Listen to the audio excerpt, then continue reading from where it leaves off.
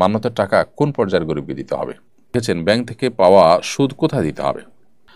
নাপাক অবস্থায় কি মসজিদের ভেতরে প্রবেশ করা যাবে? আমার বাবা মা এবং আমার স্ত্রী কি একসাথে উমরা করতে আসতে পারবেন?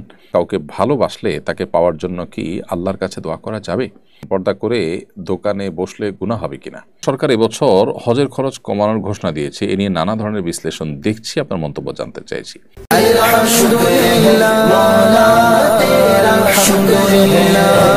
আসসালামু আলাইকুম ওয়া রাহমাতুল্লাহি ওয়া বারাকাতুহু। আলহামদুলিল্লাহ ওয়াসসালাতু ওয়াসসালামু আলা রাসূলিল্লাহ বাদ। সুপ্রিয় দর্শক শ্রোতা ভাই বোন, দেশ কিংবা প্রবাস যে যেখান থেকে দেখছেন আপনাদের সকলকে সাদর আমন্ত্রণ জানাচ্ছি।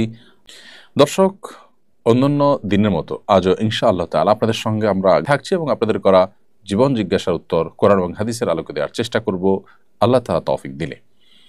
আপনাদের যে কোনো জীবন জিজ্ঞাসা বাংলায় সংক্ষেপে এই লাইভের মন্তব্যের ঘরে লিখুন, আমরা ইনশাআল্লাহ আপনাদের প্রশ্নের উত্তর দেওয়ার আপ্রাণ চেষ্টা অব্যাহত রাখব। সেই সাথে লাইভ অনুষ্ঠানটি ইসলামিক জ্ঞানের একটি অনুষ্ঠান, অন্যদেরকে দেখবার সুবিধার্থে শেয়ার করে দিতে ভুলবেন না। যে কোনো জায়গায় প্রশ্ন করলে ইনশাআল্লাহ বিদিল্লাহ আপনাদের প্রশ্নগুলোকে সংগ্রহ করে আমরা উত্তর দেওয়ার চেষ্টা অব্যাহত রাখব। আর বিলম্ব না করে চলুন আপনাদের যে সমস্ত প্রশ্ন ইতিমধ্যে আমাদের কাছে পৌঁছে গেছে সেগুলোর উত্তর দেওয়ার চেষ্টা করি। আমি দেখতে পাচ্ছি শুরুতেই আল আমিন আপনি লিখেছেন, মান্যতের টাকা কোন পর্যায়ের গরিবকে দিতে হবে? আপনি জাকাত ফিতরা যে ধরনের গরিবকে দেন, অর্থাৎ যারা নিঃস্ব, কিছুই নেই, অথবা যাদের আছে যা আছে তা দিয়ে তাদের আসলে দিন চলে না, তাদের কষ্ট হয় চলতে, সেই রকম গরিবদেরকে আপনি মান্যতের টাকা দিতে পারবেন। নাপাক অবস্থায় কি মসজিদের ভেতরে প্রবেশ করা যাবে? কেউ যদি ফরজ গোসল অবস্থায় হয় তাহলে তিনি মসজিদে প্রবেশ করতে পারবেন না, বাকি ওযু নেই এমত অবস্থায় মসজিদে ঢুকলেও সেটি ফরজ গোসল অবস্থায় মসজিদে ঢুকা যেরকম অপরাধ, জঘন্য অপরাধ, গুনাহ সরাসরি নিষিদ্ধ, সেরকম নিষেধ হবে না। তবে ওযু করে পবিত্র অবস্থায়, অর্থাৎ ওযু অবস্থাতে মসজিদে অবস্থান করা উচিত, এটা মসজিদের আদব, মসজিদের শিষ্টাচার। আর ফরজ গোসল অবস্থাতে মসজিদে অবস্থান করা তো জায়েজ নয়। যদি কেউ ইতিকাফরত থাকেন, গোসল ফরজ হয়, দ্রুততার সাথে তিনি ফরজ গোসল করে তারপর আবার মসজিদে তিনি প্রবেশ করবেন। আর গোসল ফরজ হলে সে অবস্থায় তিনি মসজিদে প্রবেশ করবেন না, কারণ মসজিদ এটি পবিত্র জায়গা এবং পবিত্র লোকদের জন্য বিধায় এ ধরনের অপবিত্রতা এটা নিয়ে মসজিদে প্রবেশ করা গুনাহের কাজ। এরপরে প্রশ্ন হলো, সরকার এবছর হজের খরচ কমানোর ঘোষণা দিয়েছে, এ নিয়ে নানা ধরনের বিশ্লেষণ দেখছি, আপনার মন্তব্য জানতে চাইছি। সরকার হজের খরচ কমানোর যে ঘোষণা দিয়েছে সেখানে একটা জায়গা তো খুব প্রশংসনীয় উদ্যোগ নিশ্চয়ই হয়েছে, সেটি হলো বিমান ভাড়া কমাবার ক্ষেত্রে উদ্যোগ নেওয়া হয়েছে এবং কিছুটা সেখানে কমেছে। কিন্তু সরকারি যে হাজিদেরকে রাখা হয় সেটা একটু দূরে, অর্থাৎ 3-3.5 কিলোমিটার দূরে, কিন্তু অনেক দূরে হারাম থেকে।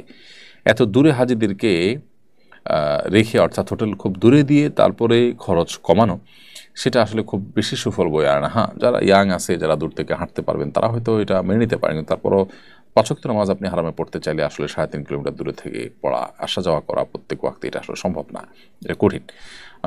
সেই জায়গা থেকে এই অংশের যে সমালোচনা হচ্ছে, সে সমালোচনাটাও আমি যৌক্তিক মনে করছি।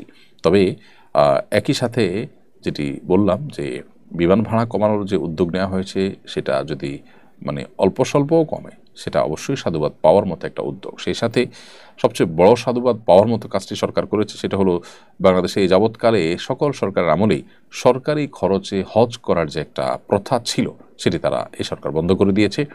এটাকে আমরা অ্যাপ্রিসিয়েট করি এবং এটা অবশ্যই একটি যুগান্তকারী সিদ্ধান্ত। সরকারি টাকায় হজ, এটা হওয়া উচিত নয়। আমরা এটা নিয়ে লেখালেখি করেছি, বহুবার বলাবলি করেছি, আলহামদুলিল্লাহ সেটি সরকার আমল নিয়েছে, এই জন্য ধন্যবাদ তাদেরকে। আব্দুল সামাদ আপনি লিখেছেন, ব্যাংক থেকে পাওয়া সুদ কোথায় দিতে হবে? ব্যাংক থেকে সুদ যদি অটোমেটিক চলে আসে তাহলে সেক্ষেত্রে সেটা গরিব দুঃখী অভাবী মানুষদেরকে দান করে দিবেন সওয়াব নিয়ত করা ছাড়া। যেহেতু ব্যাংকের এই সুদ তার প্রকৃত প্রাপককে তাকে খুঁজে বের করে ফেরত দেওয়া সম্ভব না, সেজন্য এই কাজটি আপনি করবেন। আর যদি শুধু ব্যাংকে লেনদেন না করার সুযোগ থাকে, অপশন থাকে, তাহলে সেটাকেই আপনার গ্রহণ করা উচিত। ফাতেমা নাইম আপনি লিখেছেন, পর্দা করে দোকানে বসলে গুনাহ হবে কিনা? বোন, পর্দা করে, পর্দার সাথে যদি আপনি ব্যবসা বাণিজ্য করতে চান করেন, আপনার পর্দাহীনতা যদি না হয়, ফিতনার কোনো আশঙ্কা না থাকে, তাহলে এই শর্তগুলো সাপেক্ষে সেটি আপনার জন্য জায়েজ। নবী করিম সাল্লাল্লাহু আলাইহি ওয়াসাল্লাম তার আমলে, খলিফাতুল মুসলিম রাদিয়াল্লাহু তাআলার শাসন আমলে মেয়েরা কেউ বাজারে কেনাবেচা করেছেন, এরকম বর্ণনা পাওয়া যায়। সেই জায়গা থেকে এটিকে আমরা জায়েজ বলছি। তবে সময়ে অনেক ফিতনা সংকুল, সেই জায়গা থেকে আজকের বাস্তবতা এটা কতটা ফিতনামুক্ত, কতটা আপনার আশঙ্কামুক্ত, সেটা গুরুত্বপূর্ণ। ইসলাম মেয়েদের ব্যাপারটিকে এত গুরুত্বের সাথে দেখে যে তাদের প্রাইভেসি, তাদের পর্দা, তাদের ব্যক্তিত্ব, তাদের সম্ভ্রম, সেই ব্যাপারে ইসলাম কোনো প্রকার কম্প্রোমাইজ কিন্তু করে না। বিধায় এখানে ইসলাম বরং প্রোয়েক্টিভ বিভিন্ন রকম উদ্যোগ গ্রহণ করে থাকে যাতে করে কোনো রকম ক্ষতিগ্রস্ত তারা না হন। রাজু ইসলাম রাজু লিখেছেন, কাউকে ভালোবাসলে তাকে পাওয়ার জন্য কি আল্লাহর কাছে দোয়া করা যাবে? ভাই রাজু ইসলাম, কাউকে যদি আপনি ভালোবাসেন, কাউকে পছন্দ করেন, বিয়ের আগে যে পছন্দ করাটা, এই পছন্দ করা এক জিনিস আর ভালোবাসা আরেক জিনিস। পছন্দ করলেন সেটিতে হতেই পারে, তাহলে আল্লাহর কাছে বললেন যে আল্লাহ অমুককে আমার কাছে দিনদার মনে হয়, আমি তাকে পেতে চাই। আপনি দোয়া করতে পারেন, কিন্তু তার চেয়ে উত্তম দোয়া, আদর্শ দোয়া হলো যে আল্লাহ যদি তাকে পাওয়ার মধ্যে আমার কল্যাণকর হয় আপনি ব্যবস্থা করে দিন, আর না হলে আমার মন থেকে তাকে দূর করে দিন। এটি হলো সবচেয়ে আদর্শ দোয়া, সবচেয়ে সঠিক দোয়া। কারণ আপনি যাকে পাওয়াটাকে গুরুত্বপূর্ণ মনে করছেন, ভালো মনে করছেন, তাকে পাওয়াটা গুরুত্বপূর্ণ নাও হতে পারে, আপনার জন্য বরং ক্ষতিকরও হতে পারে। সেই বিষয়টি আমাদের মাথায় থাকতে হবে। আর বিবাহের আগে এই তথাকথিত ভালোবাসা কারোর প্রতি, এটা হারাম। অতএব পছন্দ হওয়া কোনো কারণে তার সম্পর্কে জানলেন, জানার সুযোগ হয়েছে, কাকতালীয়ভাবে জেনেছেন, সেই জায়গা থেকে আপনি তাকে পছন্দ করেন, সেটা ভিন্ন বিষয়। কিন্তু তাকে রীতিমতো ভালোবাসেন, স্বামী স্ত্রীকে যেরকম ভালোবাসে সেরকম ভালোবাসেন, তাকে ফিল করেন, এবং আপনি এই পছন্দ হওয়াটাকে আরও ডিপ লেভেলে নিয়ে গেছেন, তো সেটা অবশ্যই গুনাহের কথা, সেটা কিন্তু জায়েজ নয়। এমনি সবুজ মাহমুদ আপনি লিখেছেন, আমার বাবা মা এবং আমার স্ত্রী কি একসাথে উমরা করতে আসতে পারবেন?